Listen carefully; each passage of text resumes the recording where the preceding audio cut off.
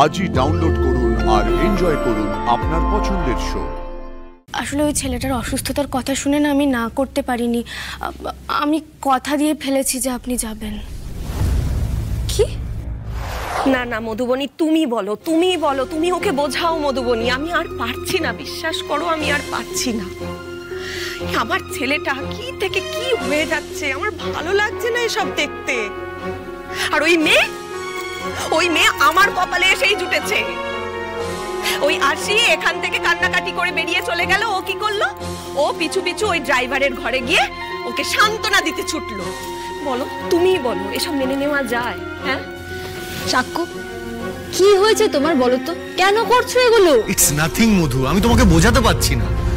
ধুম করে একসাথে এত কিছু ঘটে গেল। রিতম বিয়ে করে ফেললো, তাও আবার আরশির দিদিকে। আমি না ব্যাপারটা প্রসেস করতে পারছি না। আরে তোর প্রসেস করার দরকারটা কি আছে শুনি? আচ্ছা, তোর পিসি আমাদের সাথে কোনো সম্পর্ক রাখে? শুধু দরকারে মুখ দেখাতে চলে আসে। অন্য সময় তো টিকিটাও খুঁজে পাওয়া যায় না। তার ছেলে কাকে বিয়ে করলো কাকে করলো না সেটা নিয়ে তোর এত মাথা ব্যথার কি আছে? না না আন্টি, ওর দোষ নেই। ওর কি দোষ বলো? ওর ইচ্ছে করলেই ব্যাপারটাকে ইগনোর করে বেরিয়ে যেতে পারতো, কিন্তু না, পুরো কমপ্লিকেশনটা তো ওই মেয়েটা তৈরি করলো না, আরশি। হঠাৎ করে শুনে পেলো না ও বিয়েটা ভাঙার চেষ্টা করেছিল, ব্যাস হয়ে গেল। তার মানে তুমি ভাবো মধুবনী, কিরকম স্বার্থপর একটা মেয়ে। হ্যাঁ, নিজের দিদিটার সুখ পেতে দেবে না ও সব একা ভোগ করবে, একাই আত্মসাৎ করবে, আর বাকিরা সবাই ওর পায়ের তলায় ওর বশ হয়ে থাকবে। ও কাম অন মা, প্লিজ। আরশির বাড়ি আমি গেছি, ওদের বনে মনে মোটেই এরকম সম্পর্ক নয়।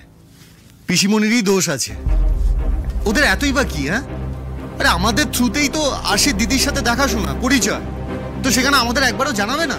না জানিয়ে দুম করে বিয়ে দিয়ে দিল। ঠাম্মি এত কষ্ট পেয়েছে, মন্দিরে চলে গেছে, আর সেখানে আরশির খারাপ লাগবে না?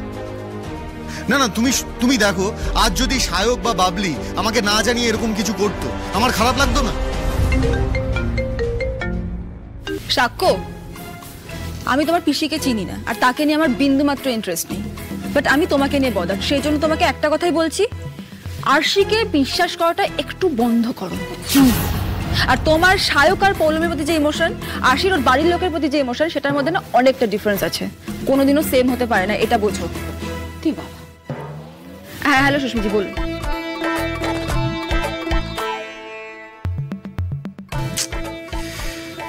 সায়ক,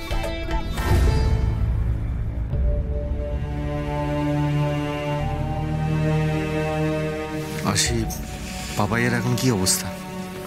হ্যাঁ ঠিকই আছে, সামলাচ্ছে নিজের মতো করে।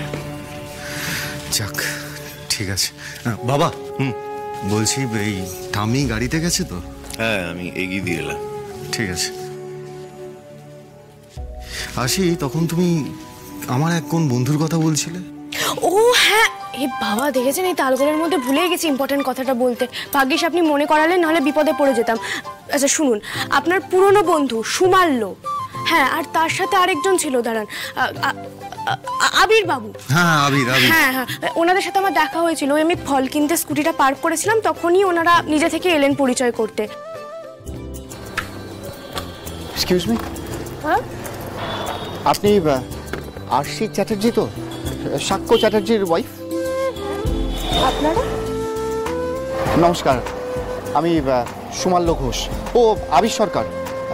বাবলুকে আমাদের কথা বলবেন, বাবলু চেনে ভালো করে, একই পাড়ায় থাকি আমরা। ও আচ্ছা আচ্ছা আচ্ছা, নমস্কার। নমস্কার। আসলে আমরা একটা আবদার নিয়ে আপনার কাছে এসেছি। সুমাল্য, বল না, বাকিটা বল। দেখুন, বাবলু তো এখন বড় সুপারস্টার। আসলে আমার আবদারটাও কিন্তু বাবলুর কাছে, কিন্তু ওর কাছে তো যাওয়া সম্ভব না, তাই ভাবছিলাম আপনার কাছে যদি আবদারটা করা যায়, আপনি যদি একটু ওকে বলেন। কি আবদার? দেখুন, আমার একটা 10 বছরের ছেলে আছে, অগ্নিবর। আজকে জন্মদিন। সেই জন্মদিন উপলক্ষে আমি বাড়িতে একটা ছোট্ট অনুষ্ঠান রেখেছিলাম। আমার ছেলে বাবলুর, মানে সাক্ষর খুব খুব বড় ফ্যান। দেখুন, বাবলু যদি আজ সন্ধেবেলা একবার আমাদের বাড়িতে আসে, তাহলে আমার ছেলেটা বড়ই খুশি হবে। অগ্নিবকে আমার তরফ থেকে হ্যাপি বার্থডে জানাবেন, অনেক ভালোবাসা থাকলো ওর জন্য। কিন্তু আমি না সাক্ষর ব্যাপারটা কিছু বলতে পারছি না। আসলে ও তো খুব ব্যস্ত মানুষ, আপনারা তো জানেনই।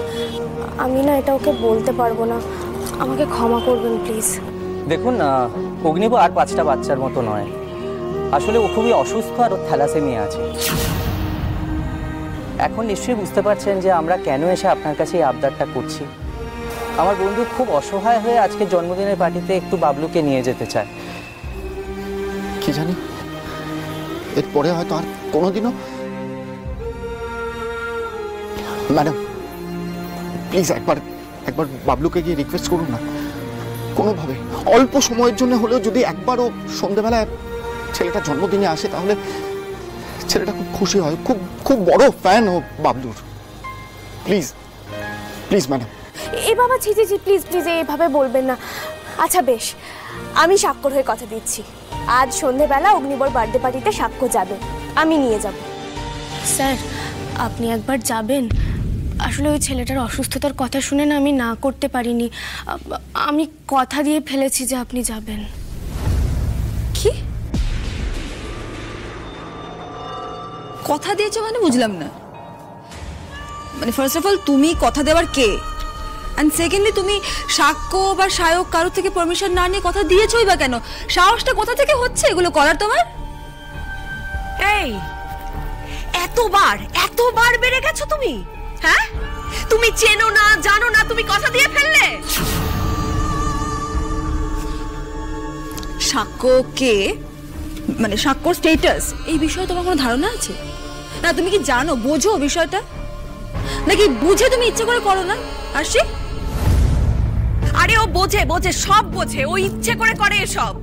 ন্যাকা ন্যাকা কথা বলে লোকের মাথা খেতে ও ওস্তাদ। ও ভেবে নিয়েছিল ও এখানেও পারবে না, অত সস্তা নয়। হ্যাঁ, বাবলুর মাথা খাওয়া অত সোজা জিনিস নয়।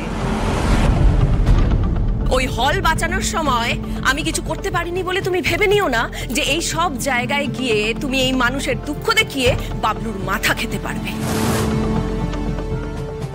শোনো, আমার ছেলে সাক্ষ্যজিৎ চ্যাটার্জি, ও পাড়ার কোনো লোকের বাড়িতে যাবে না, শুনে নিয়েছো? এবার ঘরে যাও। যাবে না?